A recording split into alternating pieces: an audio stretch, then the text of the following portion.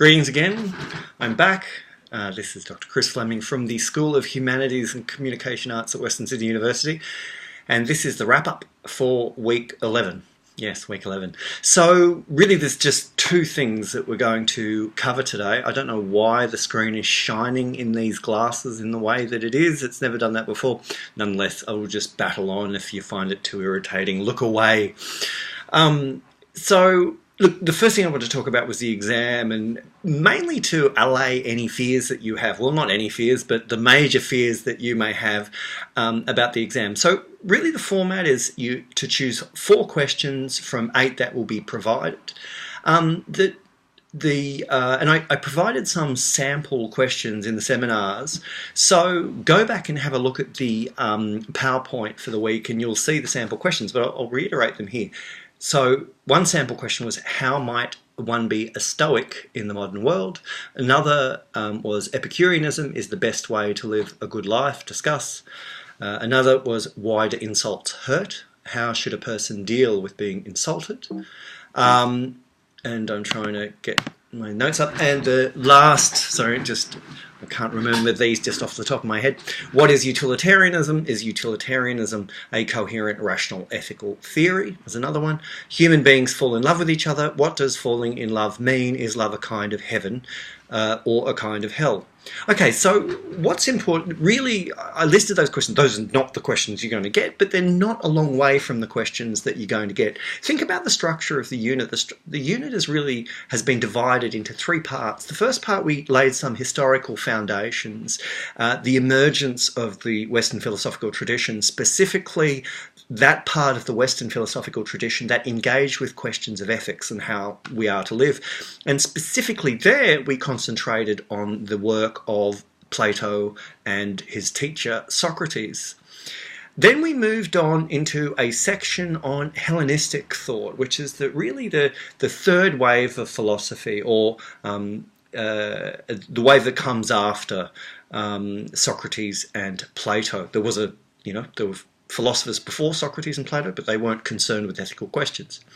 So what we did there was we looked a little bit at the Epicureans, but we focused really on the Stoics. Now, we're going to be doing a revision of all these in a couple of weeks, but I just wanted to list these.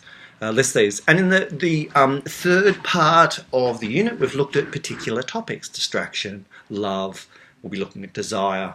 And so the reason I'm going through this is it's so that you realise that there will be representative questions from each of these parts of the unit, so you have some scope. Really, the best way of putting it is I'm trying to find out what you do know. I'm not trying to trick you and with difficult questions to find what you don't know. It's going to be an opportunity for you to demonstrate your knowledge. Now, obviously, you have to answer the question that you've chosen, but within that question there is some scope to give me some sense of how well you understand the concepts, how well you're able to link your thoughts, how well you are able to provide evidence for the claims that you make. So you've got 2 hours to answer 4 questions. I'd concentrate, if I were you, on quality over quantity. And that is, a couple of people asked how long should the answers be. Well, I mean, the thing is, if it's a crap answer, it doesn't matter how long it is, it's still a crap answer. And if it's a good answer, it's a really good answer. I'd imagine you'd want to have a couple of pages in a good answer that could get an HD. Okay, so I think that's a reasonable enough length. So you've got half an hour to do each question, so I'm not expecting pages and pages and pages. Okay, so in week 11 we looked at the topic of love. Now, one of the things about this topic is that you could really choose any number of sources for it, philosophical sources as well as cultural sources, because the thing about love is it's extremely diffuse, okay, so meaning that it's distributed all the way through culture. We see it in art, we see it in literature, in film, in philosophy, but we also see it in other disciplines, history and cultural theory. Biology's even tried to have a go at theorising love. Now, one of the things that I asked you to do is, again, think about your experience. And one of the ways that we pursued this through some discussion was this idea that love is somewhere always between sense and nonsense. That is, we are able to articulate parts of it, but parts of it are what some philosophers have called sublime. Now, sublime means something that escapes representation. So there are certain things we're we're easily able to represent, and there are some things that we find very, very difficult to represent. So, for instance, one of the examples I provided was, how would you represent the colour red to someone who was blind?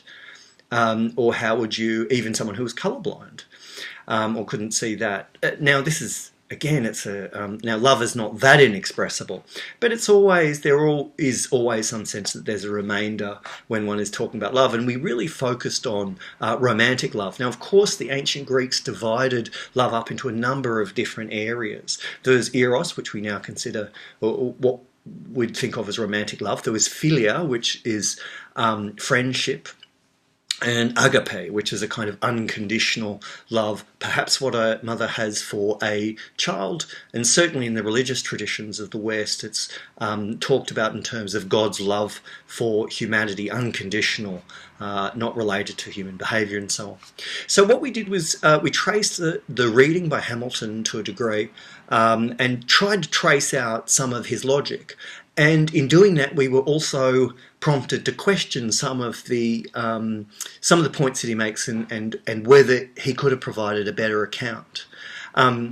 Hamilton points out, as I've just alluded to a moment ago, that we are obsessed with love culturally and individually. Along with this, there's great amount of expectation placed on love. That is, that love relationships are invested with an enormous emotional and cultural significance. You know, finding one's love or falling in love is considered to be one of the highlights of a human life. But it's also one of these things that's caused an enormous amount of pain to humans. Now, this is the tritest way of talking about this is in terms of the iTunes store. Right? Like, you have heartbreak songs and you have falling in love songs. Between those two, you have almost the whole music collection of popular music. I mean, I'm exaggerating, right? But you get the sense that it's got these double valence, and this is one of the things that Hamilton points out. The theorization of love goes back to Plato and Socrates, and with Plato and Socrates, we have the idea of finding your other half. This is where the idea comes from, the idea that humans were once separated. We were creatures that had 4 arms and 4 legs, and the gods separated us, Zeus separated us to decrease our power for rebellion while increasing the number of us that could be sacrificed, and we spend our lives looking for our other half. And now there is a very long tradition of developing that idea. Now, you may be familiar with the phrase, but not aware of where it comes from. One of the other things that is that love is sometimes incomprehensible when seen from the outside. So we may know people that are engaged in love relationships that we simply do not understand. That there is an incomprehensibility. Why did you fall for this person? How could you fall for this person? The other thing about love is it seems to transform the world. Both it transforms us in terms of the way we feel about things, but it also has the potential to transform the world. Things may look more beautiful, or they, we find things more interesting. Or in the case of heartbreak, things look sadder, songs feel sadder, they seem more tragic to us, they're speaking to us. Again, these are kind of generalizations, and I'd ask you to be skeptical of the kind of claims I'm making, right? I'm not offering these claims for you to believe and agree with, as if perhaps this view of love is a very distorted and unhealthy view of love, in which case we need to modify it. Hamilton goes on to ask questions like, do we choose who we love, and therefore are we responsible when a love relationship goes bad? Can we choose, for instance, how long we love is another question that Hamilton raises, and his answer is not really. Now, in a range of discussions that went over both seminars, there's reason to perhaps question at least elements of that, the idea that we have no power over who we love and for how long. And one of the confusions, or perhaps one of the conflations of Hamilton, is he doesn't really distinguish between love as a feeling and love as a form of action, and we might want to do that if we're going to talk about it. He goes on with a range of further points about the idea of the difficulties of love, the role of honesty in love, the notion that love isn't purely selfless, the idea that often when we think of our beloved as someone we'd do anything for, what we're really invested in a lot of time is their love for us. And so he casts a critical eye on some of that. Finally, he talks about jealousy, this idea that he defines in terms of our desire that the other person, our beloved, should not have a life of their own. Now, this is a paradox, he says, because very often it is the life of their own that attracted us to them in the first instance. Now, one of the things that was left hanging by Hamilton's reading, the Hamilton reading, was that there was no real account for desire. He has what you might call a Mysterian approach to love. That is, it's simply who we fall in love with and how is beyond our control and mysterious. Well, I mean, I'm not sure whether that's true. We tend to fall in love with people perhaps that are similar in some ways to each other, or similar to people we know. I mean, Freud's classic concept was we fall in love with a parent of the opposite sex. Now, this is not necessarily right, but it's possibly true that we don't always, it's not always totally mysterious to us.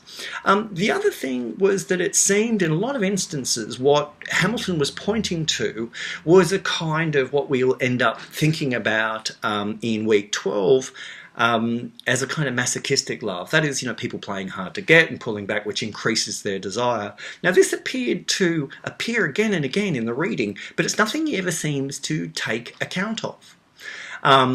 Okay, so just to sum up, if we're going to provide, or to get to a conclusion in a way to bring to a head what issues there are here, if we're going to provide a philosophy of love, there are really three things that we need to address. One is its ontology, and the question here is love real? Or if you might want to reframe this is, well, love is real, we accept it as it exists in some form. What is that reality? What is the reality of love? Is it a transitory feeling? Is it a biological act? Is it a deep spiritual connection? What? Epistemology is a question of, an epistemology of love is, how do we know about this? How do we know about love? How do we know when we're in love? How do we know that it is love that we are feeling? These are all sounding like songs, obviously. And the third is to do with ethics, right? So is how does one love well? Is love essential for the good life? What is the place of love in justice? What is it to treat our beloved in a just or ethical way? So these kinds of questions are going to be we need to address if we're going to provide a philosophy of love. But as I said, one of the things that philosophy has not done very often, certainly not done particularly well, is theorise desire. That is, we have to eventually ask the question of why we want what we want. Unless we do that, then a lot of things about human life are going to remain mysterious to us. And it's to that topic that we turn to in week 12, which is all about desire. So I'll see you hopefully in the seminar. And so this is bye for now.